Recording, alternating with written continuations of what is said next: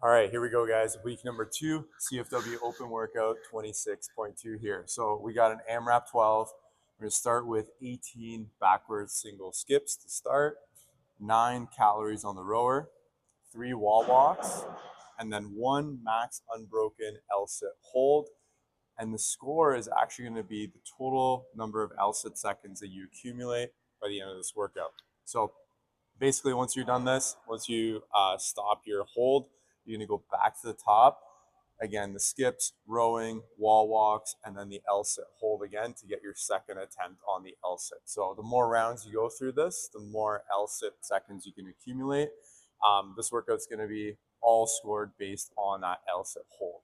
And you can think of the skips, the row, and the wall walks as kind of like your buy-in to be able to get an attempt on the L-sit. So good little workout, 12 minutes to go through this one. It's going to really kind of tax that core today. We got a little bit of gymnastics mixed in with some cardio and some skill work. So we'll dive into those progressions next. Make sure you go through those movement standards and you see the score sheet too as well before you start that workout. All right, so for the RX division, we're looking at backward single skip. So rope starts out in front, and then we need to see the rope pass underneath you. Every time it passes underneath, we'll count that as a rep for the RX division. Okay, so for the intermediate division, we got forward single skips. So basically like the backwards ones, just forwards. Just need to see the rope pass underneath you each time for a rep to count. All right, for the scale division, we got jumping side tap. So every time we jump up, we're going to tap the sides. So every tap and jump up at the same time is going to count as 1 rep. Okay, so for rowing, basically if you are recording, just try to have the screen visible so that I can see your calories at the end of each round. But other than that, straightforward for all divisions. Okay, so wall walks, both for intermediate and RX, we're going to follow open standards. Basically start with your hands on the line, get your feet up, and then we want to get both hands touching. And then as you walk back, hands need to touch the line before your feet come down and then flat to the ground.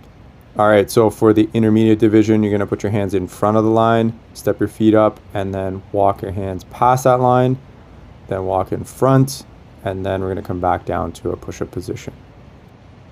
All right, so for the scale division, we got inchworms, walking it out from the top of a standing position, and then chest touches the ground. Then you're going to walk yourself back in again up to a standing position. For the L-sit, we want to have a target that we can lift our feet over that's level with the top surface of where we're doing our L-sit from, so you can see the parallel is level with the plate.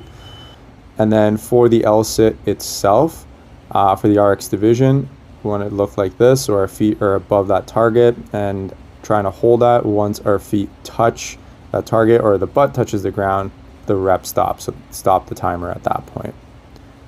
For the intermediate division, we got a seated leg raise hold, so kind of like a seated L-sit. Anywhere with your hands in front of your hip crease is good. So I can show you a couple different positions. Once the heels touch, then the rep is over. And then for the scale division, we got a tucked hollow position. So keep your shoulders off the ground and your feet off the ground. As soon as your shoulders or your feet kind of touch the ground, the rep is over. Have fun with this one, guys. See you next week.